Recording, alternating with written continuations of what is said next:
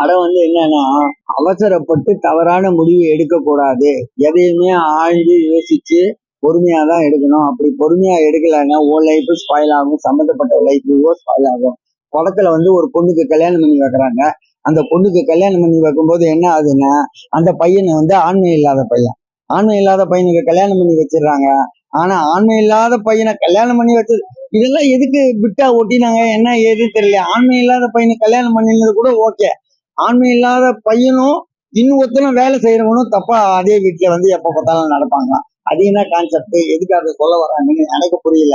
ஆனா அந்த பொண்ணுக்கு மயக்கமா கொடுத்து அந்த நம்ம தமிழ் கலாச்சாரத்துல இந்த ஒரு கருத்தை ஏத்துக்க முடியாது. பையனுக்கு கல்யாணம் பண்ணி வச்சுட்டு அந்த பையனுக்கு ஆண்மை இல்லைன்னும் போது, தனக்கு ஒரு வாரிசு இருக்குன்னும் போது, அந்த மருமகளையே அந்த மாமனாரே உடல் உணவு கர்ப்பமாக்கி இது பண்றது எப்படி ஏத்துக்க முடியும்? அந்த ஒரு இடம் லாக்கிங் ஆகுது. ஆனா அவசரப்பட்டு முடிவு எடுக்க கூடாது. அதே போல எந்த பொண்ணுக்கு ஒரு கல்யாணம் பண்ணணும்னாலும் அந்த பொண்ணுக்கு பொறுத்த மட்டும் நல்லா யோசிச்சு 6ஆம் முறை பையன் நல்லவனா என்ன ஏதுன்றதோ ஒரு முறைக்கு பல முறை யோசிச்சு அதுக்கப்புறம் தான் திருமணம் பண்ணி கல்யாணம். உடனே இவன் பணக்காரன், உடனே இவன் வசதியானவன், அப்படி இப்படின்ற எண்ணத்தோட எல்லாம் கல்யாணம் பண்ண கூட பார்த்து நல்லபடி கல்யாணம் பண்ணும் அப்படின்ற ஒரு கருத்து சொல்லியிருக்காங்க. அது நல்லா பாசிட்டிவா. திருநங்கையில பத்தி என்ன சொல்றேன், திருநங்கையினாலே எல்லாருமே தப்பாதான் நடப்பாங்கன்ற மாதிரி ஒரு கருத்து சொல்றாங்க. அந்த திருநங்கைகளை பார்த்தானா, திருநங்கைகளை பார்த்து கையெடுத்து கும்புறவும் இருக்கான், திருநங்கைகளுக்கு காசு கொடுக்குறவனும் இருக்கான், திருநங்கைகள் ஆசீர்வாதம் வாங்குறவனும் நிறைய பேர் நான் பார்த்திருக்கேன். அவங்கதான் இவங்க கீழே விளையாடுவாங்களே தவிர இவங்க அவங்க கீழே விளையாடி நான் பார்த்தது கிடையாது. நிறைய எனக்கு தெரிஞ்ச மட்டும் என்னன்னா அப்படி இப்படின்லாம் அவங்க விளையாடி பார்த்துருக்காங்க தவிர இவங்க எல்லாம் போய் சீடி எல்லாம் பார்த்ததில்லை. அதனால திருநங்கையினாலே எல்லாருமே தப்பா நடப்பாங்கன்ற மாதிரி ஒரு கருத்து அதை ஏற்றுக்க முடியாது. ஆமா, திருநங்கை கேரக்டர் ஒட்டின கேரக்டர். அந்த படத்துக்கு சம்பந்தமே இல்லாம தேவையில்லாம ஒட்டின கேரக்டர். வரதுக்கு பொறுத்த மட்டும் பெரிய அளவுக்கு ஸ்கோப் கிடையாது. அவர் வரதான் 4 ரீலோ 5 ரீலோ தான் வராரு. அவரு கொடுத்த கேரக்டர் அவர் கரெக்டா பண்ணிட்டாரு. ஆனா காதலிக்கிற பரத்துக்கே தெரியலையா, ரிஜிஸ்டர் ஆபீஸ்ல போய் கல்யாணம் பண்ணிட்டாராம். அந்த பரத்துக்கே தெரியலையா அந்த பொண்ணுக்கு கிட்னி ஃபெயிலியர்னு சொல்லிட்டு. கல்யாணம் ஆனதுக்கு அப்புறம் கிட்னி ஃபெயிலரா, கல்யாணம் ஆனதுக்கு அப்புறம் ஆறதுக்கு முன்னாடி கிட்னி ஃபெயிலரா? கல்யாணம் ஆறதுக்கு முன்னாடியே கிட்னி ஃபெயிலர்னா நீ எதுக்கு அந்த பொண்ணை கல்யாணம் பண்ண? முதல்ல சரி பண்ணிட்டு அப்புறம் தானே கல்யாணம் பண்ண. உண்மை காதலா இருந்தா கல்யாணம் பண்ணிட்டு எதுக்கு உட்காந்து 50 லட்சத்துக்கு அலைஞ்சுன்னு கிடப்பியா நீ? உன் பொண்ணுக்கு ஏற்கனவே இது மாதிரி இருக்கு அது மாதிரி இருக்குன்னு சொல்லிட்டு அவங்க அப்பா அம்மாக்களை சொல்லி அந்த பொண்ணை நல்வழிப்படுத்தாம நீ கல்யாணம் பண்ணி நடுத்தரில் ஒருத்தர கடனா கொடுன்னு கேட்டு கிடப்பியா? அதுவும் இல்லாம அந்த பொண்ணுக்கு ஒரு கிட்னி ஃபெயிலியர் இருக்குன்றது அவங்க அம்மா அப்பாவுக்கு தெரியாத? அவங்க அம்மா அப்பாக்கே தெரியாது, ஒண்ணுமே தெரியாது. ஒரு கிட்னி ஃபெயிலியரான ஒரு பொண்ணை கல்யாணம் பண்ணிக்கிறான் அப்படின்னு ஒருத்த முன்னுக்கு வந்தானா டக்குன்னு பண்ணி வச்சிருவாங்களே அம்மா அப்பா, கண்ணு முடியல, ஏன் பண்ணி வைக்க மாட்டாங்க? எதுக்கு அது மாதிரி? அவங்க அம்மா அப்பாவுக்கும் தெரியாது அவளுக்கு கிட்னி ஃபெயிலியர்னு, வரத்துக்கும் தெரியாது கிட்னி ஃபெயிலியர். திடீர்னு எப்படி கிட்னி ஃபெயிலியர் வந்தது? கல்யாணம் பண்ணி ரொம்ப வருஷம் ஆன மாதிரி கூட காட்டல. கல்யாணம் பண்ணி 2 மாசம் 3 மாசம் ஆன மாதிரி தான் இருக்குது. 4 வருஷத்துக்கு முன்னாடி 5 வருஷத்துக்கு முன்னாடி போட்டுருந்தா கூட சரி ஓகேப்போ. கல்யாணம் ஆனதுக்கு அப்புறம் 4 வருஷத்துக்கு அப்புறம் கிட்னி ஃபெயிலியர் வந்ததுன்னு சொல்லலாம். அப்படி ஒரு ரிவ்யூவும் போடல. அதனால கிட்னி ஃபெயிலியர்ன்ற கான்செப்ட் திடீர்னு எங்கேருந்து வந்ததுன்னு தெரியல. அது என்ன சொல்ல வராங்கன்னா, நான் என்ன சொல்றது, அவசரப்பட்டு எந்த முடிவும் எடுக்காதீங்க. அவசரப்பட்டு எந்த முடிவு எடுத்தாலும் அந்த முடிவு உங்களால ஒரு அப்பாவி பாதிக்கப்படுவான், அவனும் செத்து போவான், உங்களால வாழ முடியாது, போலீஸ் வரும் பிடிக்கும், நம்ம வாழ்க்கை போயிடும், நம்ம குடும்பம் என்ன ஆகும் சொல்லிட்டு உங்க வாழ்க்கையும் போய் நீங்களும் தற்கொலை பண்ணிட்டு செத்து போறீங்க.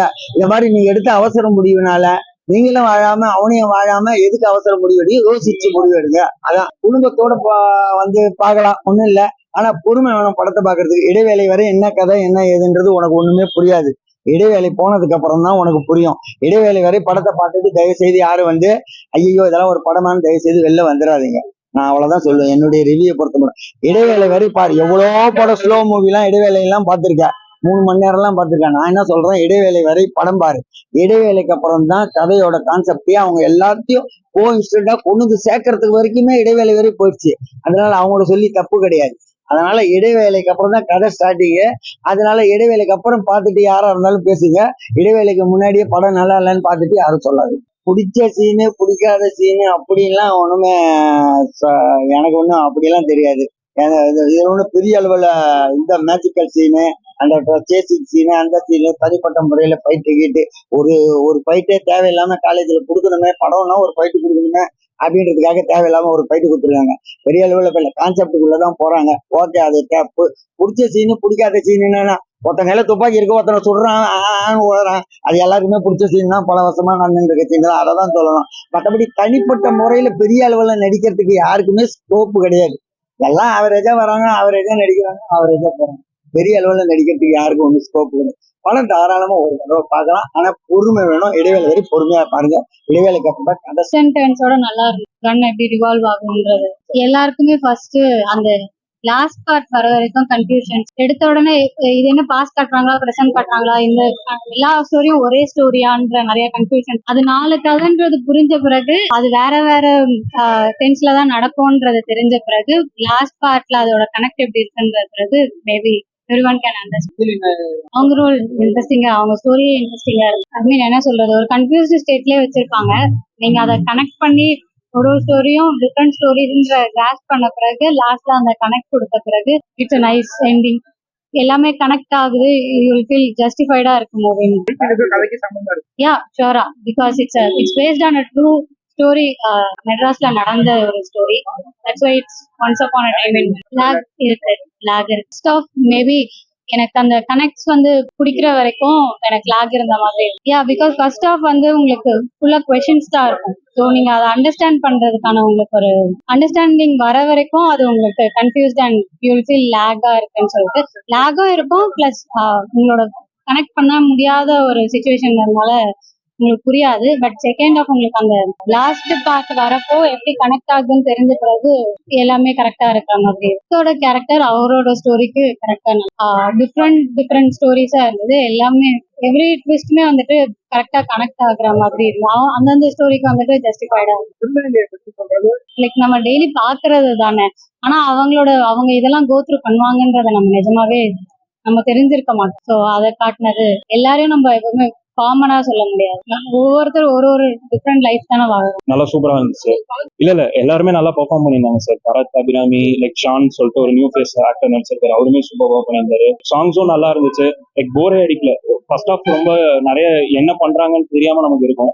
ஸோ செகண்ட் ஹாஃப்ல வந்து அது எல்லாத்தையுமே ரிவீல் பண்ற மாதிரி நிறைய கனெக்டிங் டாட்ஸ் பண்ணியிருந்தாங்க. அது கிளைமேக்ஸ் வரைக்கும் எடுத்துட்டு போயிட்டு கிளைமேக்ஸ் சூப்பரா ரிவீல் பண்ணியிருந்தாங்க.